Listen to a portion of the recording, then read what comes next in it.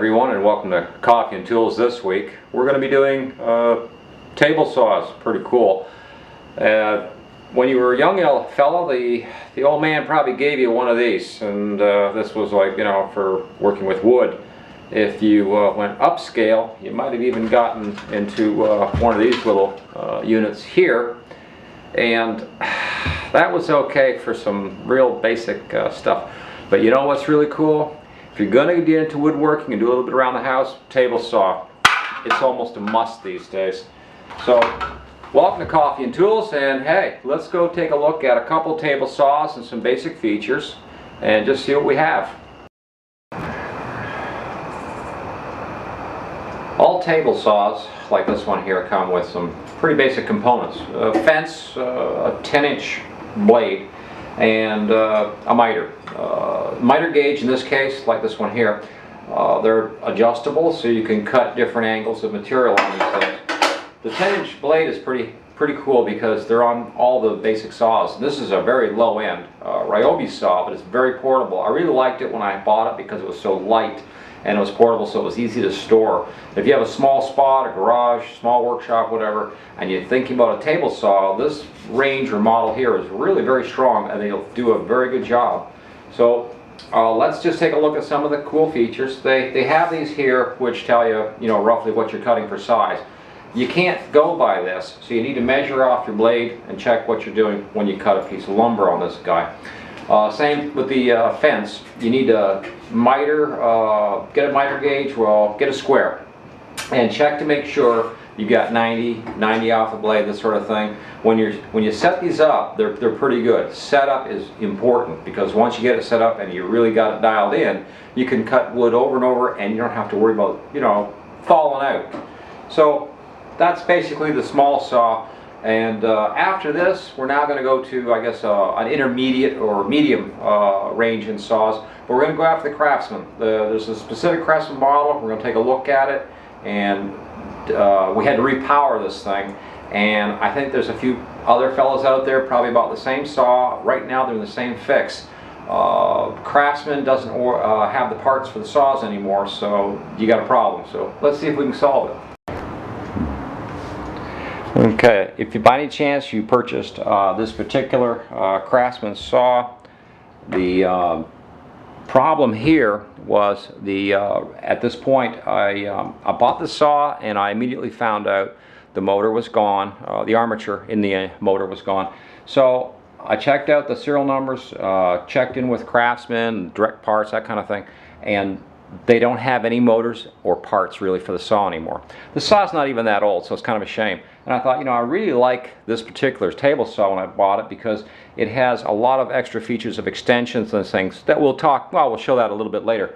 But right now, if you got this particular saw, you may or may not have already run into the problem. I was looking on the internet and there were other people out there with the same problem. So this is the model number 315-218050, and that specific model, oddly enough, there was no parts for it. Went on to other sites, third-party suppliers, anything like that. Could not find anything. So what I did was I found out that Ryobi and Craftsman made the same body of this saw. So I realized right away, well, if we can't use Craftsman, maybe we can get the parts we need from Ryobi to get this saw back up and running where we need to be. Well, yes and no. When we come back in a second here, I'll have a different angle on you, and we'll be able to take more of an in-depth look at what happened. And now we've got the saw flipped upside down, while on its side. Here, before we get it, here's the standard Craftsman piece that came with it, the gearbox, arbor, and here's the electric motor or the armature part of the motor. And what happened was a chunk of the tooth got welded to the probably to the brushes, and got hot and broke out of there for whatever happened to it. This was previously an owner, so I really don't have the whole story. But I saw quite a few of this type of failure on there. Also, the gearbox is failing. So what we've got here is the Ryobi motor, and really the secret to this operation was simply to get in there and change the motor out, And then what I did was, there's a bracket, there's a metal bracket here, and so what happened was I had to change that out, and that was really part of the success of switching out the power. And I had to do some shim work to get the saw to line up properly to the table. But once we got that in there, this saw is ready to go. It's back to work. Yes, we can use it again. And this was the next saw to move into, which is what I consider like more of an intermediate saw, now that she's been repowered with the Ryobi underneath her. This is what's going to happen to you if you get a small table saw. You're going to end up wanting more table than you've got. So this one here has the extension pieces on it, which I really liked. And I thought, it's still compact like the Ryobi. Now I can pull these pieces out. I've also got a back piece that comes way out back here. So now if I'm dealing with a larger piece of stock, I've got a little bit more table to deal with. So really like that feature on this particular saw.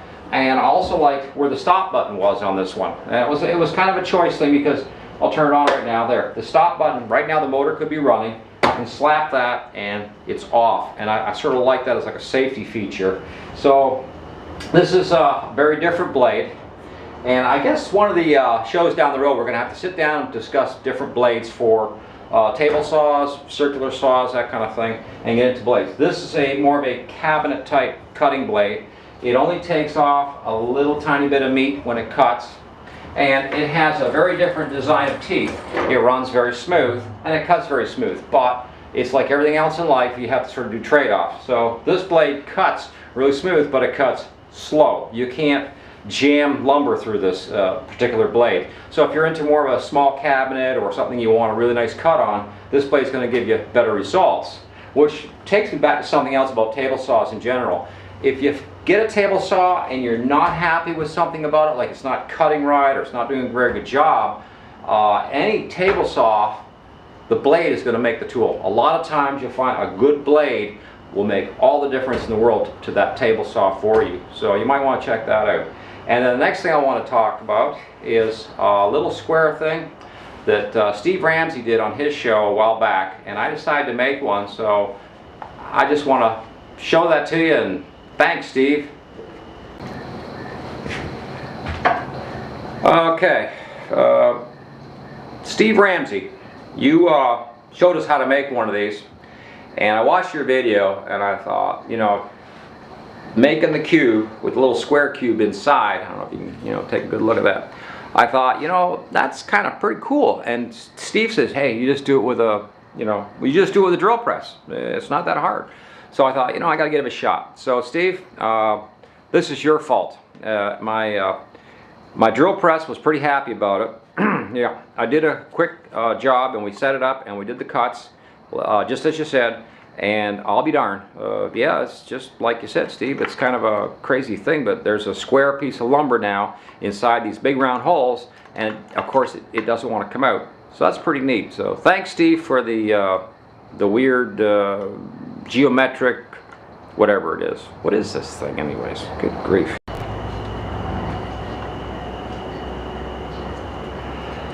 Wow, yeah, that wraps up the quick overview of the Craftsman table saw and the Ryobis.